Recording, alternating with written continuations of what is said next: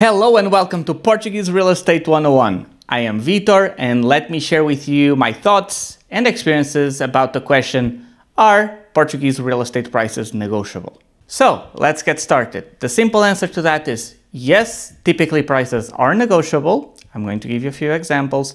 Sometimes you can get anywhere between 10, 20 or even 30%. I've seen more of the difference between the asking price and the closing price. Now, it doesn't always happen, and there are cases where the price is firm, but each situation is on a case-by-case basis, okay? So let me explain how often asking prices work here in Portugal. So if you're not aware, at least 60% of the properties in Portugal are for sale by owner, and about 40% of the transactions are closed by the owner directly, okay? Now, how does the price work? So typically, someone has a property and they'll decide to sell it. And because his neighbor was selling his property for 150,000, his is of course much better. So it needs to be at least 180,000. And then if a real estate agent comes along, what can sometimes happen is the owner will say, hey, I want 180,000 for myself. Then the agent will be like, very good. Then we'll take 180,000, add our commission of 5% plus tax on top.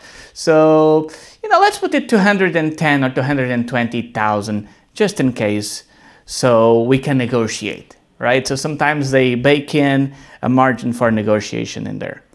And then, sometimes it gets stuck on the market for too long because nobody wants to pay that much, or, you get lowball offers.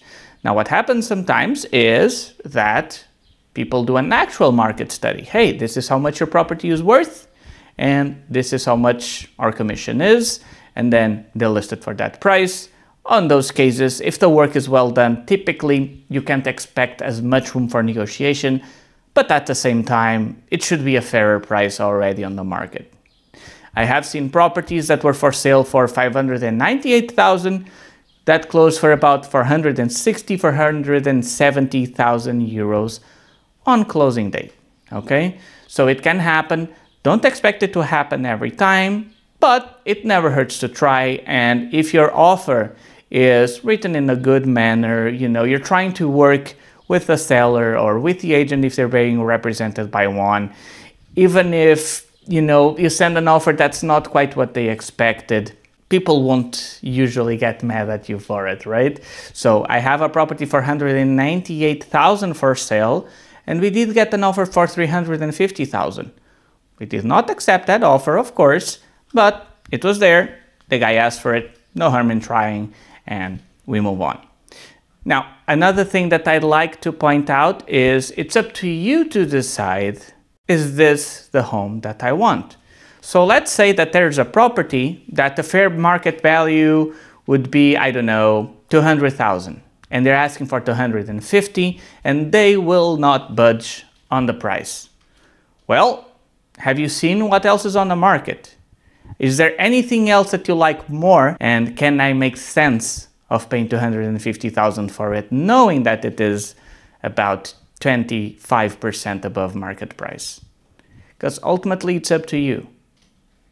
It doesn't mean that just because the home is higher than the market value that you can't buy it, as long as you know what you're dealing with, what the fair price is, and whether or not it fits your life and your goals.